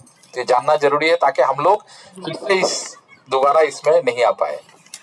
इसके पहले मुझे ये बताइए, आप लोग कौन कौन चाहते हैं कि फिर से, अच्छा कौन कौन विश्वास करते हैं पुनर्जन्म में, स्ट्रांगली कौन एग्री करता है? नहीं, अगर डाउट है तो मत बोलिए। डाउट है, आपको डाउट है? नीलम आंटी डाउट है? नहीं, पुनर्जन्म होता ही है, होता सब पता, हम समझ नहीं पाए। जुगल किशोर जी डाउट है, क्वेश्चन नहीं, संदेह है आपको? पुनर्जन्म होता है, सबको यही पता है, किसी को डाउट नहीं है। वही तो हाथ उठाने के लिए बोल रहा हूँ। तो हाथ नीचे रखेंगे तो कैसे? कुछ सोच रही थी, नहीं कुछ मत सोचिए, बस इधर रहिए, सोच रही थी। नहीं कुछ मत सोचिए, इधर ही। तो और दूसरा प्रश्न है, आप लोग कौन कौन ये मानते हैं कि हम लोग यहाँ पे परेशानी में हैं? सब मानते हैं। आप मानते हो? हर पल परेशानी नहीं है, वो सबसे ज्यादा खुशी है। टेंशन में है। नहीं ये तो रहेगी, नॉर्मल तो रहेगी, पर वो ये अगर किसी के पास सब कुछ है, मान लो पैसा, धन दौलत, हस्बैंड वाइफ, सब कुछ, नौकरी, नहीं वो तो है, लेकिन फिर भी एक टेंशन, मतलब ये परेशानी तो है। कैसा परेशानी है? जयपुर में गर्मी हो रहा है 50 डिग्री, आप लोग गर्मी में जाते हो, गर्मी में तपते हो कि नहीं? और जो लोग ऐसी जगह में रहते हैं, शिमला, मसूरी, नैनीताल, उनको तो ये गर्मी नहीं लगता है, वो ठंडी में मरते हैं। और वो सिमिलरली जो ठंडी में है उनको बहुत ज्यादा समस्या है। या फिर भारत में कितने पोल्यूशन है, कितने सारे प्रॉब्लम्स है। हम लोग अगर घर में भी सब कुछ सुख है, परिवार में भी, लेकिन ये सबसे कहाँ बचेंगे? ये समस्या तो है, हम लोग इतना डीपली सोचते नहीं है, लेकिन है, ये इफेक्ट करता है हमारे मनस्तत्व को। गर्मी में निकलते परेशानी, एसी कहाँ कहाँ लगाएंगे? थोड़ी मतलब रास्ते में थोड़ी एसी लगा देंगे, वहां पे तो निकलना ही पड़ेगा। तो ये हमारा परेशानी, तो ये जब हम लोग कन्फर्म हो जाते हैं कि हमारे सब चीजें हम परेशानी है और हमारा जन्म होता है, तो हमें हमेशा से ये कोशिश करना चाहिए, ये सॉल्व करना चाहिए कि ये चीजें दोबारा रिपीट ना हो, ये चीजें दोबारा रिपीट ना हो। तो ये चीजें दोबारा रिपीट ना होने के लिए हमें जन्म और कर्म के बारे में जानना चाहिए। मैंने उस ग्रुप में एक पोस्ट भी किया था, हम लोग जन्म कैसे लेते हैं मातृकोख से, उसके बारे में। तो हम लोग चाहे तो डिस्कस कर सकते हैं या फिर आप लोग खुद पढ़ लेना। मैंने एक पीडीएफ दिया था उस व्हाट्सएप ग्रुप में, तो आप लोग देख लेना उसको। वहां पे बोलते हैं कि बच्चा माँ के कोख से, एम्ब्रायोलॉजी भी नहीं बता सकता, माँ के कोख से पहले महीने से लेकर 9 महीने तक कैसे कैसे असहनीय पीड़ा तक जाता है, वो कैसे कैसे असहनीय पीड़ा तक जाता है। माँ के खान पान के ऊपर वो ऐसे बैंड होके रहता है, उसको दर्द होता है, ना कुछ बोल पाता है, समझ पाता है। हम लोगों को ऐसा नहीं, वो ऐसा रहता है और वो असहनीय पीड़ा होता है। और वो असहनीय पीड़ा के कारण वो भगवान से क्षमा मांगता है कि मैंने अपनी गलती के कारण फिर से माता पिता के चक्कर में फंस गया हूं और मुझे क्षमा करो कि इस चीज से मैं दोबारा निकल जाऊं और ताकि दोबारा मैं फिर से वापस नहीं आऊं। लेकिन जैसे ही वो फुट से बाहर निकलता है, फिर से माया के चक्कर में पड़ के अलग अलग चीजें करता रहता है। तो उसकी डिटेल मैंने दिया था, वहां पे मैंने ये करे। तो आप ये जो दो चीजें हैं, जन्म और कर्म, अभी मान लीजिए कि कोई व्यक्ति है, अभी भगवान के जन्म और कर्म को क्यों हम लोग दिव्य बोलते हैं? जैसे मान लीजिए लोग तो बोल सकते हैं ये तो मेरे साथ, मतलब लोग तो बोल सकते हैं कृष्ण ने भी जन्म लिया है जन्माष्टमी में, जैसे शुरू में बोला कृष्ण ने भी काम किया, तो उनका क्या जन्म दिव्य है, ऐसा बोल सकते हैं ना आप लोग भी। कोई भी नास्तिक भी या कोई भी बोल सकता है कि कृष्णा ने भी ऐसा जन्म लिया, वो भी ऐसा काम किया, उसका भी 16,108 बीवी था, वो भी ऐसा बहुत सारे किया, तो उसका क्या दिव्य है? जैसे मान लीजिए कोई जेल है, जेल में आप लोग कोई ऐसे ही कभी गए हो जेल में? नहीं, ऐसे नहीं, कोई अपराधी करने के लिए नहीं। मैं गया हूँ, मैं भी गया हूँ क्योंकि प्रचार करने के लिए एक जगह गया था। तो खैर तो जेल में जेलर रहते हैं, सॉरी अपराधी रहते हैं और जेलर भी रहता है। तो मान लो कभी कभी प्रेसिडेंट या प्राइम मिनिस्टर भी विजिट पे आ जाते हैं, ऐसे ही उनका इच्छा हुआ प्रेसिडेंट आ गए। तो अगर अपराधी सोचे देखो ये साला मैंने भी कुछ करके आया है और ये भी आया है, तो ये तो हमारा जैसा है, वो भी हमारा 302 लग गया, इसके ऊपर भी 300। वो क्या सही है क्या उसको सोचना? उसको तो लग रहा होगा कि ये भी जन्म, वो ये सोचते हैं कृष्ण जी का जन्म जेल में हुआ था और हम भी जेल में हैं। मैंने कईयों से बात नहीं की। मैं अभी जो बता रहा हूँ उसके बारे में भी हम लोग चर्चा करेंगे। तो वो जो नॉर्मल जो कैदी है वो भी सोचता है कि ये साला वो सोच ऐसा, वो भी सोच सकता था कि ये भी आया है प्रेसिडेंट होके, वो भी जेल में। लेकिन उसके वो है, उसको तो अभी प्रेसिडेंट पूछेगा जेलर को कि भाई इसका क्या हुआ? बोला इसने छोरी बोरी चुका, मतलब छुरा भोग दिया किसमें, उसको लग गया कितना साल का? बोला 25 साल का। तो अभी उसका कैसा है, अभी उसका कैसा है हालचाल? तो बोला थोड़ा ठीक ठाक है, बातें मतलब सुनता है, जो काम देता हूँ वो सब करते रहता है, तो ठीक है, उसको 1 साल बाद छोड़ देना। ऐसे ही भगवान का भी हम जेल, भगवान इस धरती पे आते हैं लेकिन इस शरीर, इस धरती का जितने भी कानून है वो उन पे लागू नहीं होता है। उल्टा जैसे हम लोग अगर भगवान के भक्ति करते हैं तो भगवान भी, जैसे योग, हम लोग माया के अधीन है या तीनों गुणों के अधीन है, तो तीनों गुण से हमारा फीडबैक लिया जाता है कि हम कैसा कर रहे हैं यहाँ पे। और बाद में ये तीनों गुण ही प्रकृति से फीडबैक लेके हमारा ने बोलते हैं कि ये व्यक्ति कैसा कर रहा है। बोला हाँ भक्ति कर रहा है, भजन कर रहा है, हमारा जो सैटरडे को क्लास आता है वो आता है, सुनता है, थोड़ा नाम जप करता है, कीर्तन करता है, प्रसाद खाता है, तो ठीक है। उसको उतना मतलब उसको हो सकता था उसको 108 जन्म लगता था, उसको अगले जन्म में छोड़ देना उसको, या फिर ऐसे। तो ऐसा रिकमेंडेशन उनके तरफ से भी जाता है, तो रिकमेंडेशन करेंगे तो प्रकृति तो सुनना ही है। तो ऐसे काम होता है इसके ऊपर। तो भगवान का जो 2 शक्ति होते हैं, एक होता है योग माया और महामाया। आप लोग सुने हो इसका नाम? हाँ, योग माया। योग माया, महामाया। तो महामाया जो है वो भौतिक शक्ति है, मतलब जो हम लोगों को यहाँ पे सब कुछ हम लोग समझते हैं हम ही सब कुछ है। जैसे आप लोग दुर्गा देवी का देखोगे, दुर्गा देवी का 3 शूल रहता है। दुर्गा देवी का 3 शूल रहता है। ये 3 शूल क्या है बता सकते हो आप? त्रिशूल जो रहता है ना, 3 शूल क्या है बता सकते हो आप? कोई बता सकता है? नहीं, घर पे आए ना बारिश की। हाँ, कितना टाइम तो मैंने शुरू में क्लास में शुरू में बताया था, इंसान को 3 टाइप के यातनाएं दिया जाता है। कितना टाइम 7 बज गया अभी, हम लोग बस ये डिस्कशन करके समाप्त करेंगे। तो 3 टाइप के यातनाएं देते हैं। कौन से 3 टाइप के? रुको, बाकी वो बताओ। 3 टाइप के इस भौतिक जगत में हम लोग तीन टाइप के जितने भी समस्या जाते हैं, परिवार, परिजन, घर परिवार, कुछ भी, मेनली 3 कैटेगरीज में हम डिवाइड कर सकते हैं। कौन से 3 कैटेगरीज में जानना जरूरी है, क्योंकि हम लोग जब जानते हैं ना तभी हम उसके नेचर समझ सकते हैं और तभी इनसे बाहर निकलने का हम लोग तरीका समझ सकते हैं। ये क्यों जानना जरूरी है? आप बोल सकते हो यार ये क्या, हम लोग क्या, क्योंकि हम लोग इंट्रिकेसी जानेंगे ना कि कैसे काम करता है, तभी जाके इससे निकल पाएंगे। कोई चीज से हम लोग निकलना चाहते हैं, मान लो कहीं पे भी फंस गए हैं, तो वो काम कैसे करता है? मान लो कि लिफ्ट में फंस गए, तो हमको जानना चाहिए कि लिफ्ट में अलार्म बटन है, वो दबाएंगे तो कोई ना कोई आएगा। हम पता ही नहीं, हमें तो बैठे रहेंगे तो लिफ्ट में फंसे रहेंगे। तो हमें जानना चाहिए भौतिक प्रकृति काम कैसे करता है, वो किसके अधीन है। तो वो ये करेंगे तो हम लोग यहाँ से जल्दी प्रॉब्लम्स को फेस कर पाएंगे और या फिर निकल पाएंगे बेटर। तो कौन से 3 टाइप के प्रॉब्लम्स आते हैं? जाह्नवी जी नहीं पता? जुगल किशोर जी बताओ। आदि भौतिक, आदि भूल गए?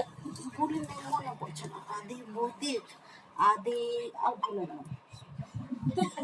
लगा रखे तुमने। हाँ, जैसे लग रहा था अभी खुल जा रहा है। हाँ, मुझे लगा था पूरा आंसर आता है। आदि भौतिक, आदि की बोला जाए, हिंदी में बोलो। अब तुम्हारा भय है तो सब बोलो।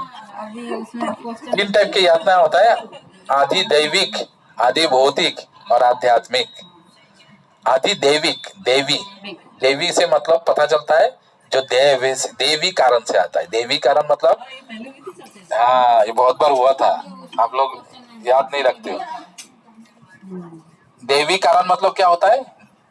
देवी कारण क्या है? हिंदी में आपने सुना होगा, दैविक कारण। नेचुरल कैलामिटीज, नेचुरल जो भूकंप, भूखमड़ी, ठंडी बहुत ज्यादा, या कुछ ऐसा समस्या, आग लग गया, वो देवी कारण से। फॉरेस्ट फायर, जंगल में लग जाता है, किसी कोई ना कोई मर जाता है, तो ये दैविक है। आध्यात्मिक मतलब, आध्यात्मिक आत्मा मतलब खुद के शरीर और मन से जो समस्या आती है, मतलब खुद के मन विचलित है, कुछ परेशानी में हूँ, हाइपर टेंशन, कुछ ना कुछ समस्या से आ रहा है, उससे जो समस्या आती है, होता है ना लोगों को साइकोलॉजिकल कितने सारे समस्या है। और आदि देव कौन सा बोला था? आदि भौतिक। भौतिक मतलब भूत, भूत मतलब वो भूत नहीं, भूत मतलब व्यक्ति, मतलब खुद को छोड़ के दूसरे, मतलब ऐसे समस्या है जो अपने को छोड़ के दूसरे से आता है। दूसरे से मतलब किसी ने गाली दे दिया, या फिर कोई बीमारी हो गई कीड़े मकोड़े काटने से, या फिर कोई समस्या हो गया, कोई भी चीज बीमारी हो गया, तो ये सब समस्या। तो आप देखेंगे जितने भी जीवन में समस्या है ये 3 टाइप से आते हैं। तो दुर्गा देवी जो है ना, ये 3 टाइप से लोगों को समस्या देते रहते हैं, और हम लोगों को लगता है कि हम एंजॉय कर रहे हैं। तो भगवान बोलते हैं मैया दक्षिण प्रकृति सुयते चराचरम हेतु नानी कौंतिया जगत भी परिवर्तित। मतलब मैया दक्षिण प्रकृति, ये जो प्रकृति है दुर्गा देवी जो है, ये मेरे अधीन में काम करता है और 3 गुणों के अंदर। लेकिन जो मेरा शरण में रहता है, इस 3 गुणों के उसको सहन करने का शक्ति होता है या फिर उस पर काम नहीं करता है। तो ये सब चीजें वहां पे हम लोगों को बोला जाता है भगवान। तो ये जो महामाया जो है ना, 2 टाइप के, योग माया और महामाया। तो महामाया दुर्गा देवी है जो हमें ऐसे यातनाएं देते रहते हैं, और योग माया जो है ना, योग माया जो कोई भक्त बनना चाहता है तो उसको प्रोत्साहन देते हैं कि हाँ तुम्हें मतलब फेवरेबल, तुम्हारा फेवरेबल को क्या बोलते हैं हिंदी में? क्या बोलते हैं फेवरेबल को हिंदी में? बोलो। नहीं, कुछ चीजों का मुझे भी हिंदी उतना नहीं मन पसंद नहीं, मतलब अनुकूल, शायद अनुकूल ही बोलेंगे। अनुकूल योग माया जो है वो अनुकूल वातावरण का सृष्टि करता है। उसको हो सकता है उसको भक्ति करने का इच्छा है तो उसको भक्त को दिला दिया, मंदिर का दिला दिया, फिर कोई साधु पुरुष का उसका संस्पर्श दिला दिया, उसको भक्ति साधना के लिए उसको जितना भी सामान चाहिए था पढ़ने के लिए ये सब दिला दिया, तो वो योग माया वो करती है। तो भगवान भी बोलते हैं कि अगर कोई मुझे जानना नहीं चाहता है, मेरे से उसका ईर्ष्या है, तो मैं उसको महामाया से ढक लेता हूँ, और अगर कोई मुझे जानना चाहता है तो मैं योग माया उसके ऊपर देता हूँ ताकि वो मुझे जान पाए। और अगर कोई मुझे जानना नहीं चाहता, भगवान बोलते नेचुरली, मतलब नाहम प्रकाश सर्वत्र योगमाय सर्वत्र, बोलते नेचुरली मैं किसी भी जगह में प्रकाश नहीं होता हूँ, इसलिए बोलते हैं ना भगवान को जानना इतना इजी नहीं है। बोलते हैं कि किसी भी जगह में मैं खुद को मतलब प्रकाश नहीं करता हूँ, खुद को एक्सपोज नहीं करता हूँ। योग माया समाप्रेता, मैं योग माया से खुद को ढक के रखता हूँ।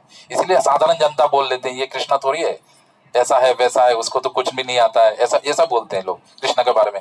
मेरे कॉलेज में एक प्रोफेसर हैं, प्रोफेसर ही बोलने लगते हैं, बोलते हैं ऐसे ही, अरे ये थोड़ी है कोई भगवान है, वो तो हिस्टोरिकल है, किसी व्यक्ति ने कुछ अजीबो गरीब कारनामा किया था, लोग ने बोल दिया कि वो भगवान है।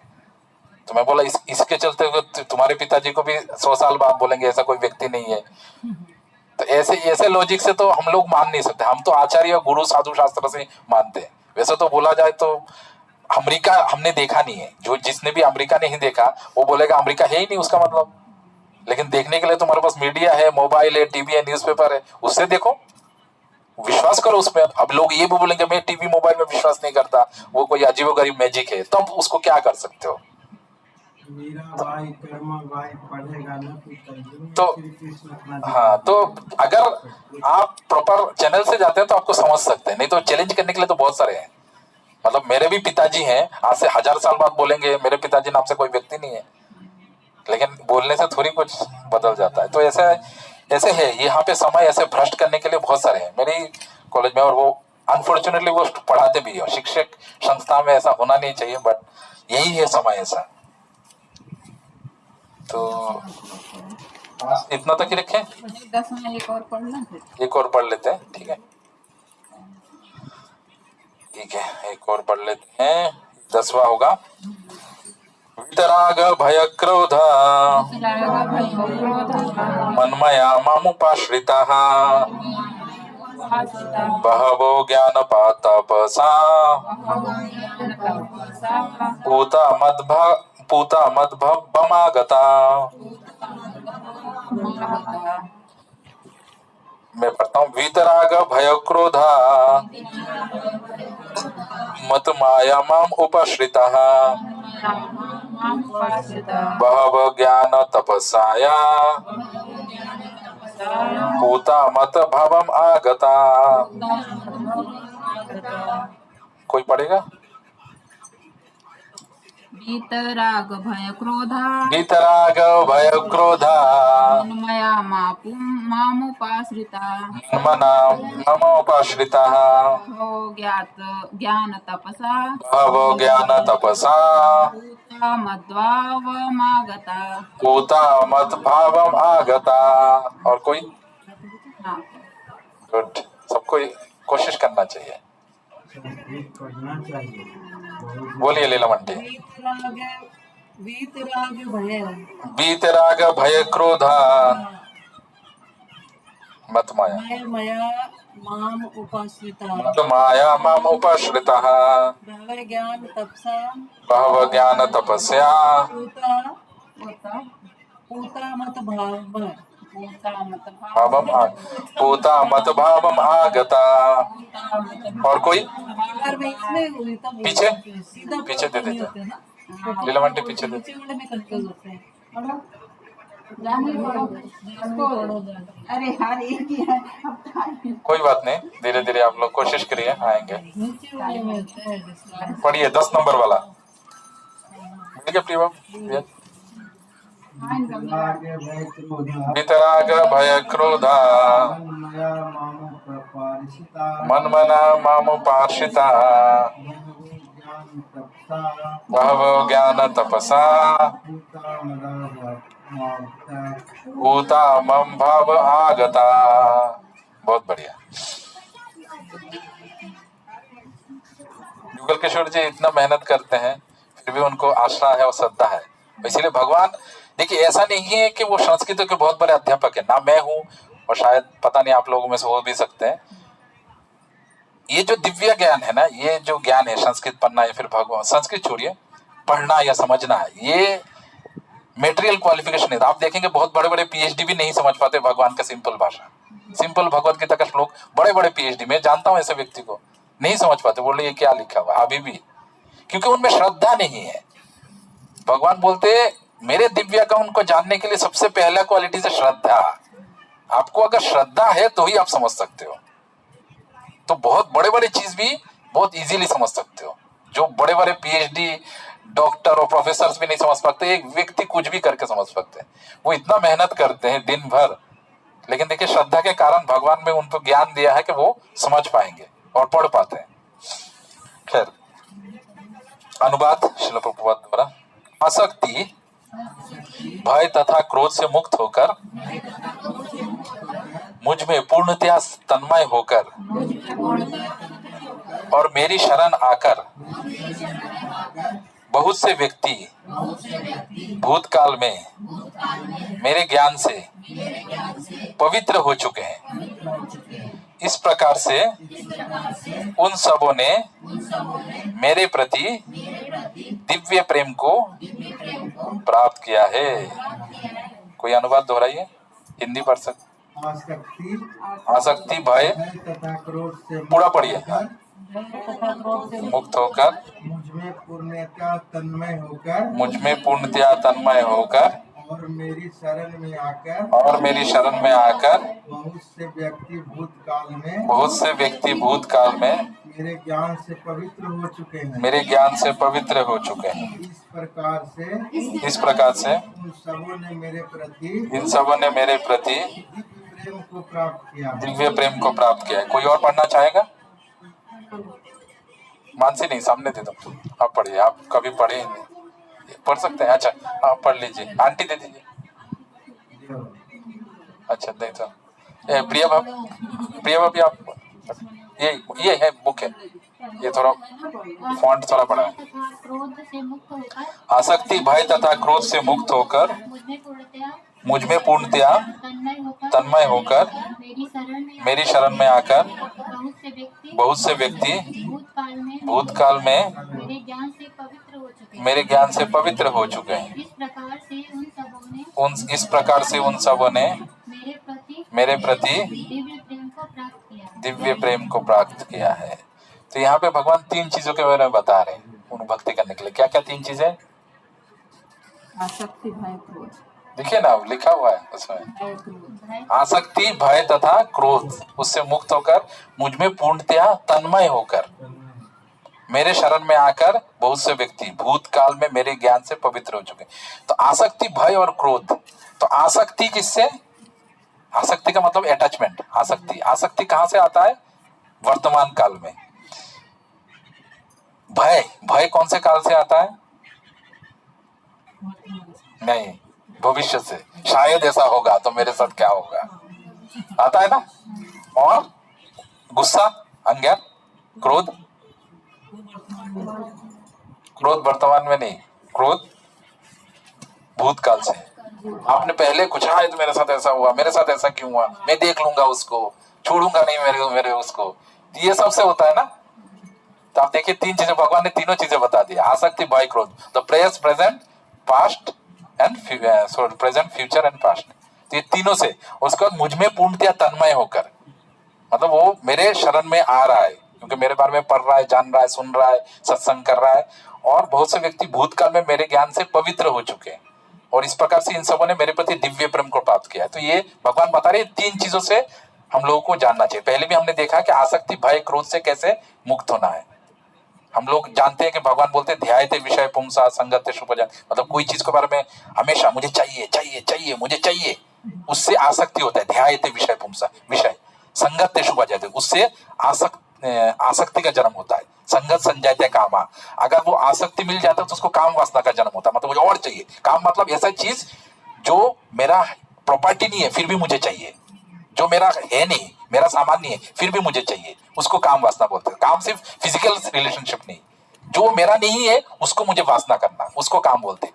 तो अगर कोई व्यक्ति उस चीज को बार बार सोचता है कि मेरे साथ मुझे ये चाहिए चाहिए चाहिए, ध्यायत विषय के बारे में हमेशा सोच रहा है, यार मेरे को थोड़ा सा एक 3 BHK फ्लैट मिल जाए, मेरे को अच्छी जॉब मिल जाए या फिर कुछ हो जाए, हमेशा सोच रहा है। तो बाद में ऐसा होकर वो उससे अटैचमेंट होता है और उससे काम वासना का जन्म होता है। कामात क्रोध विजायते, काम से क्रोध, अगर वो पूरा नहीं होता तो उसको क्रोध होता है, क्यों नहीं मिला मुझे, देख लूंगा मैं, उसको कैसे मिला, ऐसा सोचते हैं ना। क्रोधा भवति सम्मोह, क्रोध से सम्मोहन, वो सोच नहीं पाता है क्या करना है क्या नहीं करना है। सम्मोह स्मृति विभ्रम, सम्मोह से स्मृति, आगे पीछे सोच नहीं पाता, और स्मृति विभ्रम, स्मृति भ्रंशात बुद्धि नाश हो। स्मृति जब भ्रंश होता है, बुद्धि, बुद्धि मतलब उसको आगे पीछे सोच नहीं पाता है। वो देखेंगे आप बड़े बड़े, आप देखेंगे बहुत अच्छे वंश में, हम बोलते नहीं यार तूने ऐसा काम कैसे किया, तूने तो अच्छा घर में, तेरे माँ बाप अच्छे थे, तू ही अच्छा था, इसने ऐसा काम किया। हम बोलते हैं ना, कोई व्यक्ति उल्टा सीधा कुछ भी काम कर लेता है तो हम बोलते तेरा तो माँ बाप अच्छा है, तू अच्छा परवरिश है, तू ऐसा काम किया गया। शुरू होता है ध्यायते विषय पुंसा, जब वो एक चीज के बारे में बार बार सोचता है, चाहिए चाहिए चाहिए, और जब पूरा नहीं होता है तो ये सब उसका पतन चालू होता है। तो इस चीज से भगवान बोल रहे आसक्ति, भय, आसक्ति वहां से होता है। और भय मतलब कहां से होता है? भूतकाल से होता है। वो उसने किया मतलब वो पूरा नहीं हुआ आसक्ति तो भय हो गया, और भविष्य के बारे में वो सोचता रहता है, उससे वो क्रोध आता है। तो हाँ, भय फ्यूचर से आता है और क्रोध भूतकाल से आता है। तो वो बार बार ये सोचता रहता है कि मेरे साथ क्यों ऐसा हुआ, मुझे ये चाहिए। तो हर एक चीज में सोचना चाहिए। तो हर एक शुरू कहां से होता है? ध्यायते विषय पुंसा, वर्तमान काल के बारे में उसका आसक्ति से। तो वो व्यक्ति अगर ये चीजें सोच लेता है ना, तो उसको मतलब बोलता है कि तन्मय, मेरे बारे में तन्मय होकर बाद में वो मेरे शरण में आता है, वो पवित्र हो जाता है। समझ में आ रहा है क्या? ध्यायते विषय पुंसा ही भगवान ने पूरा दूसरे अध्याय के शायद 34वें श्लोक में पूरा फॉर्मूला बता दिया है कि कैसे हम ये चीजों से निकल सकते हैं। मेरे आसक्ति, भय और क्रोध से मुक्त होकर, आसक्ति, भय, क्रोध, ये तीन चीजें आपको आप कहीं भी लिख के रखिए। मुझे ये तीन चीजों से निकलना है, आसक्ति, भय और क्रोध। ये तीन चीजों से अगर निकल लेंगे तो 99% प्रॉब्लम आपका निकल जाएगा। जो चीजें आपका है नहीं उसके बारे में बार बार डिजायर करना कि मुझे चाहिए।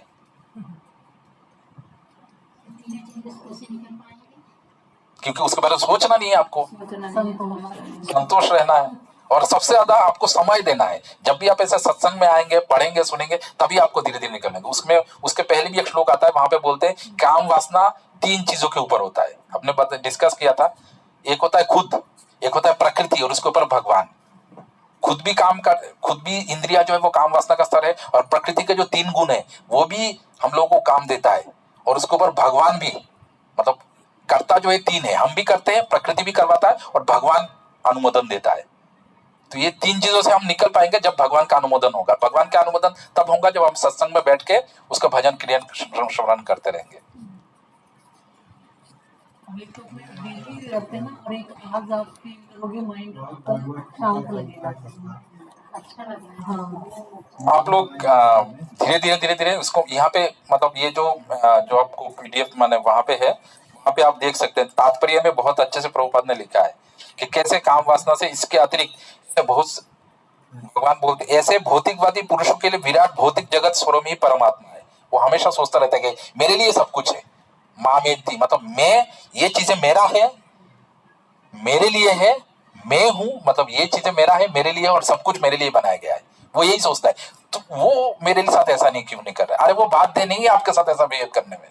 आप कौन हो तो डिमांड करने के लिए? आपके लिए नहीं बनाया गया है, वो बस निमित्त मात्र है। आपको जो परेशानी है वो निमित्त मात्र घूम फिर के आपके पास आ रहा है। वो बाध्य नहीं आपके साथ ऐसा बर्ताव करने में। आप उसके बाद डिमांड करोगे, एक्सपेक्टेशन कि मुझे ऐसा चाहिए कि वो वैसा मेरे साथ करे, क्योंकि आप अपने आप को कर्ता मान लेते हो कि मैंने ऐसा किया है तो मुझे ऐसा मिलना चाहिए। अरे वो रहता नहीं है, वैसा काम करता नहीं है प्रकृति। प्रकृति का निगूढ़ काम भगवान आगे 4वें अध्याय के बीच में लास्ट में बताते हैं कैसे प्रकृति काम करता है, कैसे आप लोगों को फल मिलता है। जो हम लोग बोलते हैं ना, जैसे चाहिए एग्जाम देता है 10 लोग, कोई फर्स्ट आता है कोई लास्ट आता है, ऐसा कैसे? प्रकृति के काम से होता है। हमने बोला भी था शायद 4 चीजें मिलके डिसाइड होता है कि एक व्यक्ति को वो फल मिलता है कि नहीं मिलता है। किसी को याद है? नहीं याद है? प्रकृति, कर्म, काल और परमात्मा। कौन सा समय में आप कर रहे हैं, कौन सा जगह में आप कर रहे हैं, आपका प्रारब्ध क्या है, और आखिर में परमात्मा डिसाइड करता है कि आपको मिलने वाला है कि नहीं। ठीक है, आज इतना ही रखते हैं। और किसी को कोई प्रश्न है? हाँ, एक माला कर लें। हो जाएगा, देखते हैं। हाँ है ये।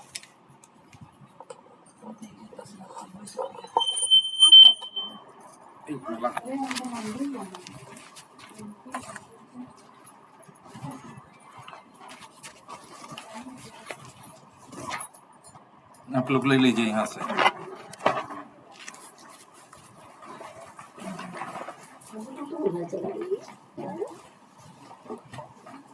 माला दे देना मेरा।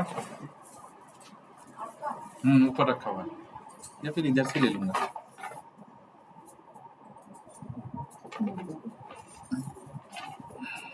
पास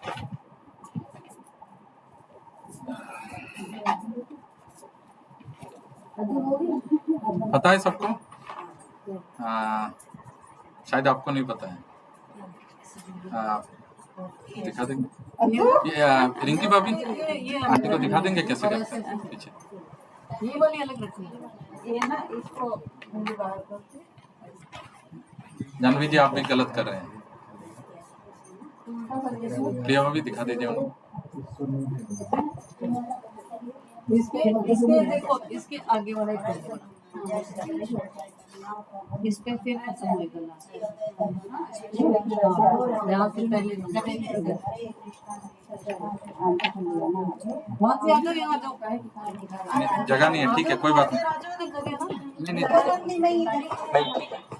हम ही बस गए थे, बस दो ही लोग थे। हो गया, सबको पता चल गया। ये उंगली बाहर रहना चाहिए, ये उंगली बाहर रहना चाहिए, है ना?